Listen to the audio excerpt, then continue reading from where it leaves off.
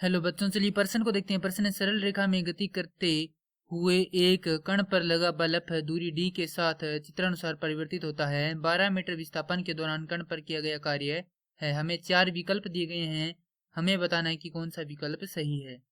तो प्रश्न को आगे हल करें उससे पहले जो प्रश्न की मुख्य अवधारणा है उस पर विचार करते हैं।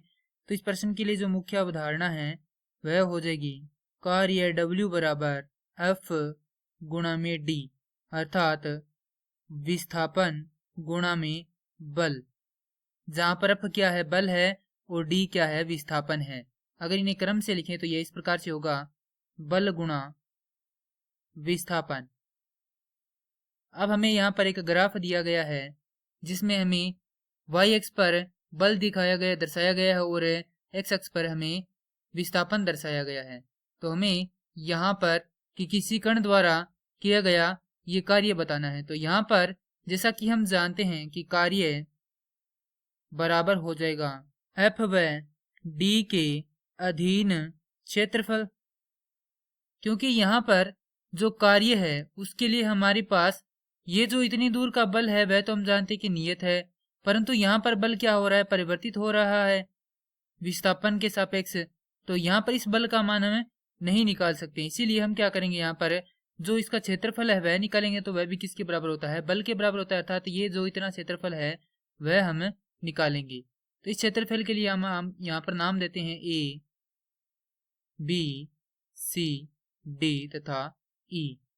तो यहां से ये हो जाएगा ABCD का क्षेत्रफल योग BCE का क्षेत्रफल। तो यहां पर देखें तो ABCD क्या है, एक आयत है। तो यहां पर W बराबर ABCD एक आयत है, तो आयत का क्षेत्रफल का सूत्र होता है लंबाई गुणा चौड़ाई, योग में BC त्रिभुज, त्रिभुज के क्षेत्रफल का सूत्र होता है 1/2 गुणा में आधार गुणा में ऊंचाई।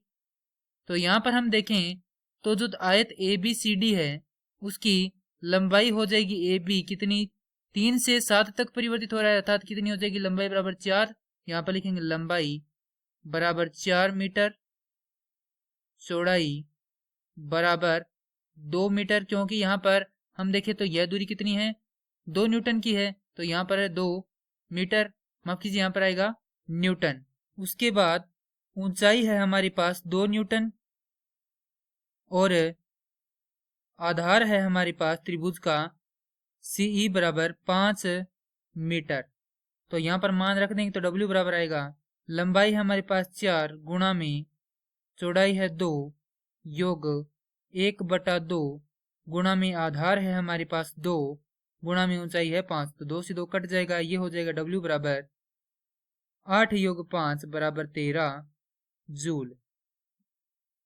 और यह उत्तर दिए गए विकल्पों में से विकल्प सी से मिलान करता है। तो प्रश्न के लिए सही उत्तर हो जाएगा विकल्प सी। मैं आशा करता हूं कि यह प्रश्न आपको समझ में आया होगा। धन्यवाद।